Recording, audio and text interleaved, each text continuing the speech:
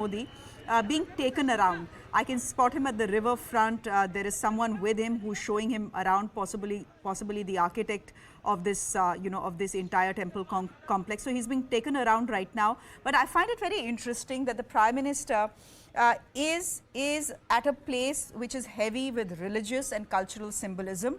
And this is where he says, I come to you, and from Kashi, I want 3 things from you. And what is that? He asks for cleanliness and he asks for made in India, Atmanirbhar Bharat. That says something as well, while there is religion, while there is faith, there is national duty too, to keep your temples, to keep your country clean, and to ensure that your country becomes self-reliant. That is your true religion, your country before anything else. Pranchu? Yes, Shreyasi, and I think, that is the biggest quality of a true leader. So probably, Mahatma Gandhi in his time was known for his political experiments whereby he involved common people with his. So even, when he started weaving the khadi on the charkha, that was actually a mass movement where the people could be realized the value of karma, why karma is a puja. Or, when he walked for the Dandi march and he started making the salt, that was also the part of movement to involve people into this, into a collective exercise. And I think Prime Minister Modi often does that. So even before that, when it was the cleanliness drive, which I remember and I was covering it, when he has started that Swachhta Mahabhiyan, being inspired by Mahatma Gandhi from the banks of Kashi, he himself had picked up those brooms after becoming the Prime Minister in 2014. And from that day, when Prime Minister has picked up the jhadu to start cleaning the Kashi, the Assi Ghat, that was the moment of transformation which has gradually set in the city of Varanasi, in the city of Kashi. And today almost, from 2014 to 2021, almost 7-8 years later on, the Kashi is seeing a major transformation, and that transformation is being symbolized by the change which we see in the Kashi Vishwanath temple corridor. The way 3,000 square feet of temple premises now has 5,50,000 square feet of place. So, and as I said, this is how the Prime Minister has actually worked through. We have been telling our viewers since morning that this project saw no litigation. Why? Correct. Because Prime Minister always had been in the habit of taking the people collectively together. Nothing is only imposed by the government's will. It is out of the common participation. And therefore, this project, which many were thinking impossible, has been worked out in record time, without any tensions being rising, without any litigations. And that's what Prime Minister has done further. One thing achieved, he has given in a new call for the people so that, this participation of the people, motivation of the people continues. And he says that Swachhata, Atmanirbharta and Srijanata, that is cleanliness, innovation in your own self, and of course the Atmanirbhar Bharat, that goes in for together. So I think this is also a mark of a true leader, how to get in the best of capacities or the involvement of the people, and that's what Prime Minister has given the new mantra here at the moment of inaugurating the Kashi Vishwanath Dham. And a quick word about Prime Minister Modi and Kashi's relationship. This is an emotional relationship. The fact is that the people of Kashi are very politically aware. Pranchu, you know this, you've been to that city so many times. They're brutally frank. They say exactly what they want to say. No filters at all. And yet there is this deep bond that they have developed with someone who wasn't born in Kashi. He was born in Gujarat, was the Chief Minister of Gujarat, comes to Banaras to fight an election, wins by a massive vote, and somehow manages to make a place in the heart of Kashi's citizens as well. Yes, Shreyasi, it doesn't matter that Mr. Modi is not a Uttar Pradesh, he's a Gujarati, but then Kashi has never been a city only of the locals out here.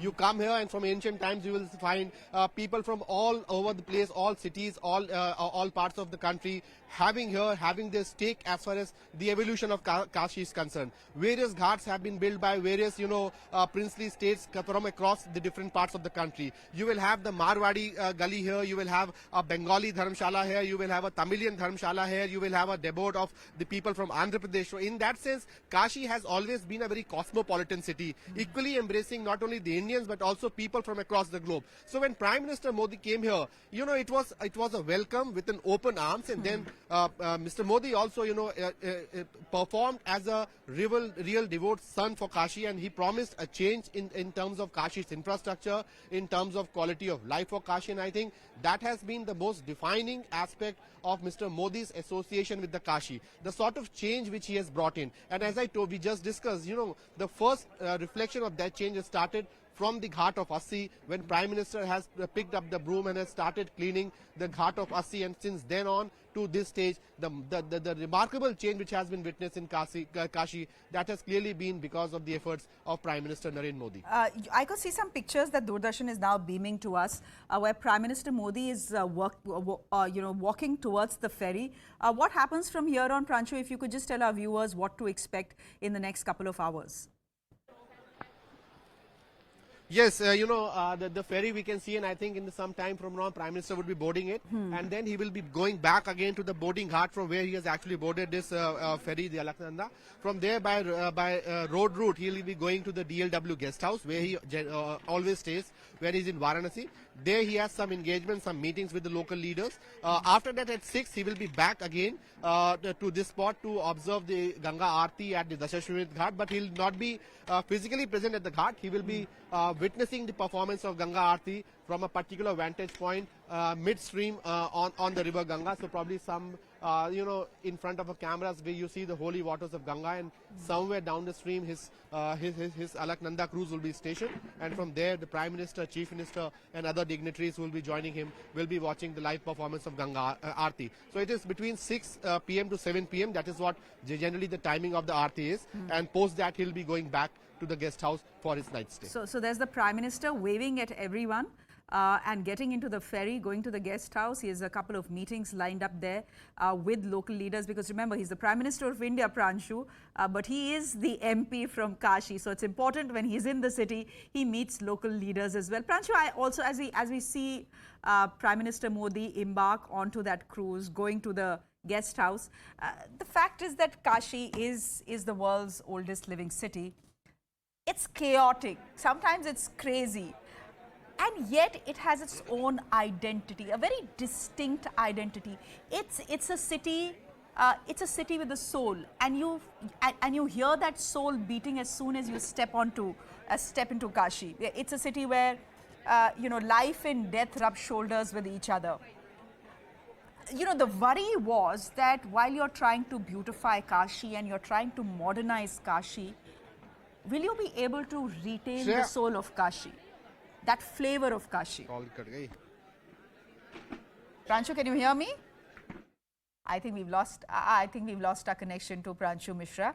He did say that call cut gayi, so we'll try and reconnect with him in just a bit and talk about the soul of Kashi, a city so many of us love.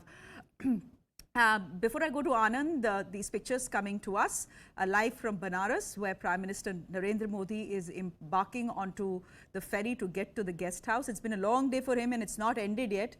It will end at 9 o'clock or 9:15 or so is when his entire program in Banaras ends, and then he continues to be in the city tomorrow as well. But for the moment, Yogi Adityanath and Prime Minister Narendra Modi heading back to the guest house. I think they have a moment to themselves, chatting there. Nice picture there, Anand. I don't think you can see what I can see right now, but in the backdrop, the Ganga River, and you have oh, you can see the pictures. So why don't you talk to us over it? I have the bird's eye view. Yeah, two men who have collaborated. Two men who have collaborated with each other to make today possible. Yes, they have, and in fact, it looks like that the cruise is, it should actually come in the evening. It will come the same direction and then now we have to see whether Prime Minister Narendra Modi is actually going to tour this way. Yes, it looks like it is. The cruise is coming this way towards us. We are showing you these pictures with the Prime Minister and Chief Minister Yogi Adityanath right at the upper deck, and they are now going to do a small survey, or a recce, if I may say, of the evening and the preparations that are on. So they will see the people, they will see the boats at the ghat, the Dashashwamedh Ghat are right below us, which is being decked up for the evening. But more importantly, I think Prime Minister is going to acknowledge all those people who have walked long distances, haven't been allowed inside the corridor, but they have listened to the Prime Minister speak at the ghats with the giant screens which have been put up here. There's a huge gathering of people, and again, once again, there are a lot of people who are now lining up at the ghats to catch a glimpse of the PM. So we're going to see and getting you these pictures right now as cordoned by the River Patrol. Prime Minister Narendra Modi, Yogi Adityanath, that cruise, that's the cruise ship Alakananda, which is now going to make its way.